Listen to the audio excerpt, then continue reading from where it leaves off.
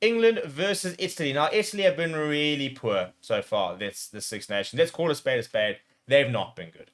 And I've been very disappointed with that because we consistently go between, oh, Italy are taking steps forward. No, Italy are rubbish. Oh, they're taking steps forward. No, they're rubbish. And I felt like that French game demonstrated Italy in a nutshell.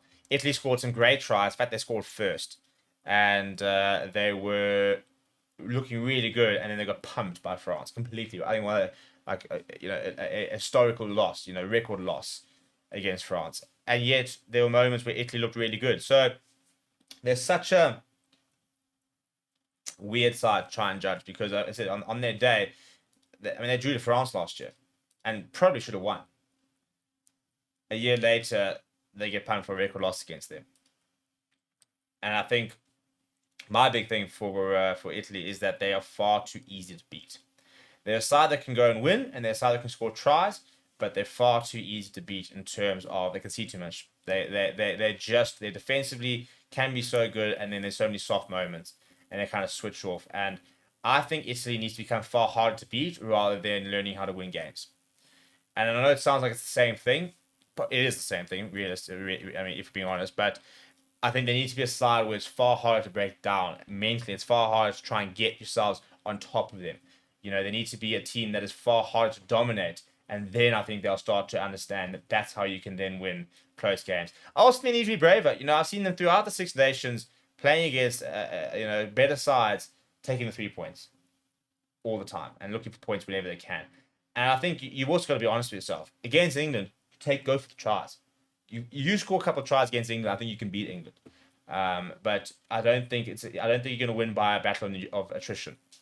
Not as an Italian side, which don't have the physicality to really match most of the packs in the Six Nations.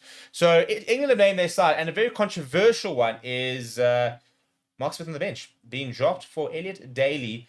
Finn Smith still in the number 10 jersey. I mean, this kind of shows you how up and down England have been. I mean, Steve Borthwick came out as basically bad Mark Smith as the future of England rugby for a few years, then changed him to fullback. Then there was talks about him having to go scrum off. Now he's out the team, and I think the problem is you got to back him or you don't back him.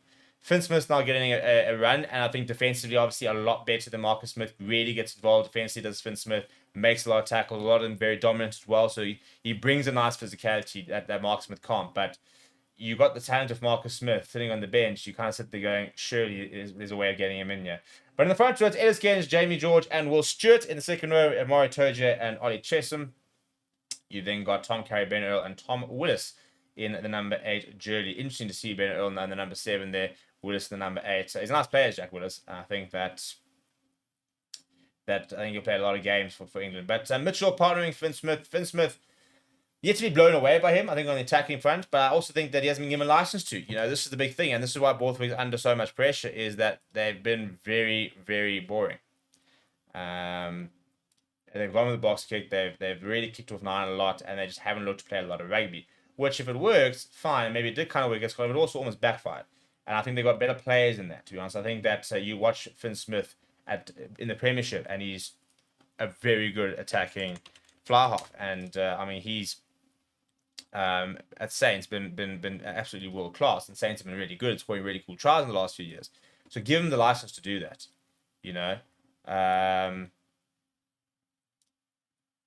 In terms of you've got Fraser Dingwall next to Ollie Lawrence. You've then got Ollie Slater and Tommy Freeman, Elliot Daly. I mean, Elliot Daly is continuously grabbing caps, isn't he? And mountain now. Unfortunately, we don't actually have an Italian side to look at, which is a bit frustrating. But we can kind of probably guess a lot of it by the injuries. The thing for me as well is that it's starting to look a bit better on the bench here for England. Chandler Cunningham South's a nice player off the bench. Ben Curry is a nice player off the bench. They're going with a 6-2 split, obviously, against Italy. France deployed the 7-1. I think a lot of people will look to target Italy from that perspective and just say, well, you know what? They actually just can't cope with our physicality. And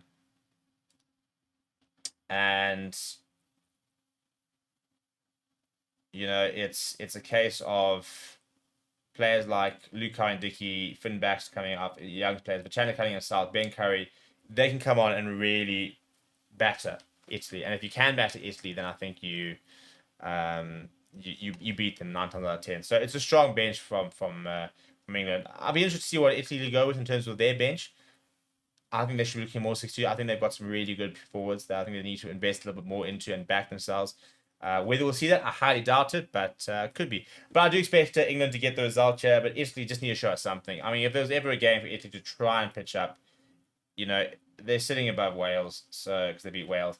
But if they can go and beat England, for example, then all of a sudden everybody can go back to going like, oh, you know what? Actually, this Italian side is worth watching and worth keeping in the Six Nations. You don't want to sit there, back being in the battle for the wooden spoon, which is basically where they've been for the last decade and some.